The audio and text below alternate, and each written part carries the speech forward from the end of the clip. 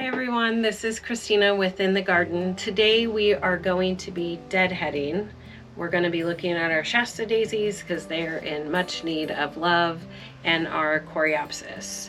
I've already deadheaded the roses, but I'll go over what you should do when deadheading roses.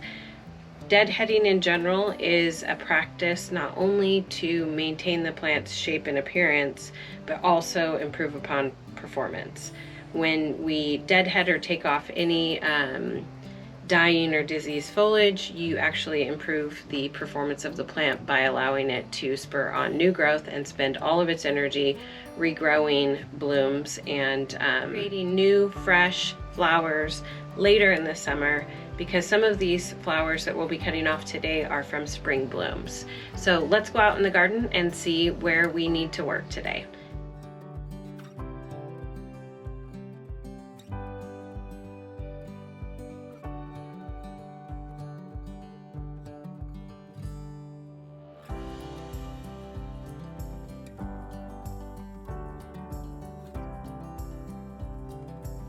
Okay, all you need to do for this job is have your trimmers. You can use scissors, you can use Felcos, you can use these.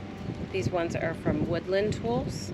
And what we're gonna do is I'll show you a couple and then we'll get through it really fast. But we could have deadheaded this a while ago, but we want to leave, these are mostly spent blooms, but we want to leave the blooms that aren't spent. So we're going to make quick work of this. You could just get your hedge trimmers out and just take this all down.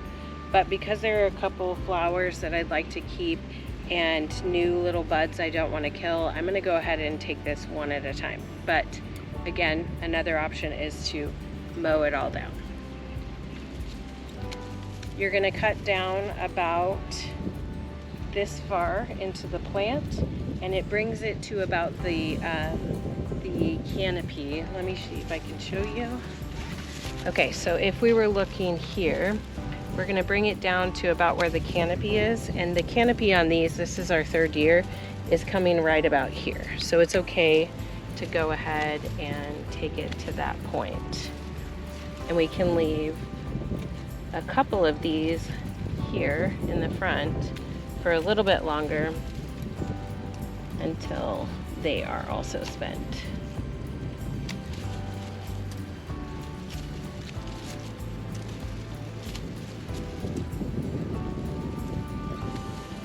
Okay, so you kind of get the concept. Pretty easy, little trimmers, leave the blooms that you would like to leave. These are pretty spent, so if I didn't want to come back out here, I could just take these off now. And then what will happen is brand new blooms, all the energy of the plant will go into producing new blooms. A good time to fertilize is when you're deadheading. So after we're done with this, we'll bring out the fertilizer and we'll water and we'll call it good.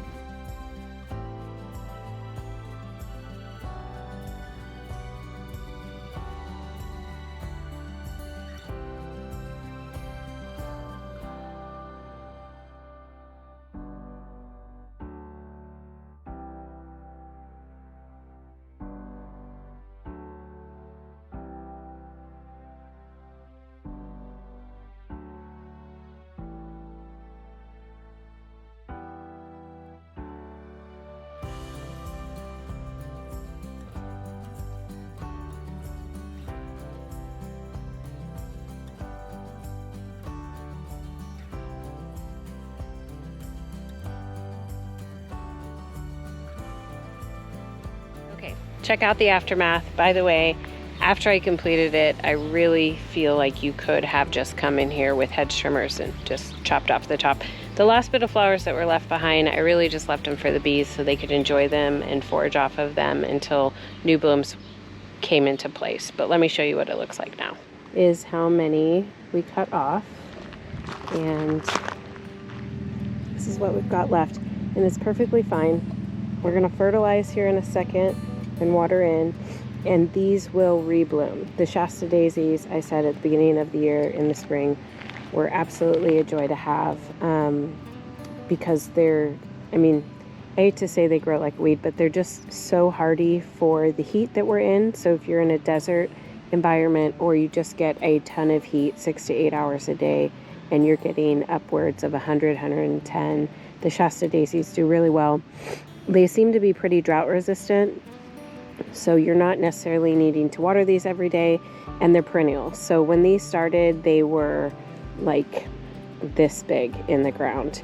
I don't know what the math would be, but I would say that these are at least 10 times their original size. So with that, let's go do the other ones. These are Coreopsis. A common name for them is tickweed. They're called Nana Coreopsis.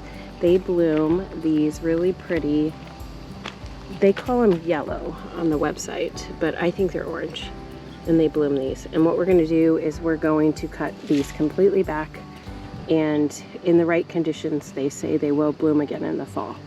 So we're hoping that that'll be the case, but let's get these cut back and then we'll finish the last bit of the Shasta Daisies.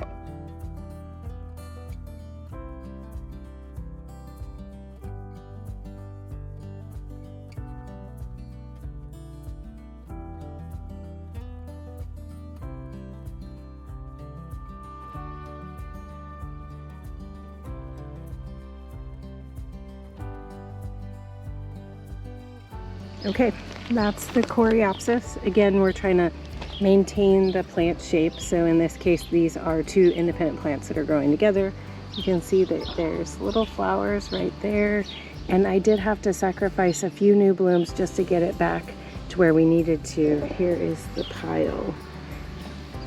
Don't be afraid to bloom your plant, or sorry, prune your plants, because it helps with the bloom performance. So I know it feels like, you know, when we're losing part of a plant, that much foliage, that we're losing out on growth, but really you're just promoting that plant's growth into the future, into next season and the rest of this season. So one more Shasta bush and then we'll be done.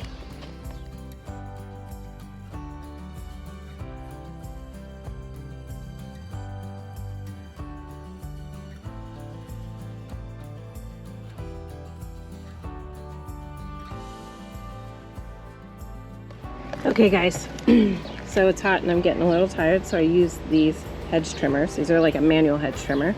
And let me show you what that does. So you can be a little selective on what we left behind for the bees.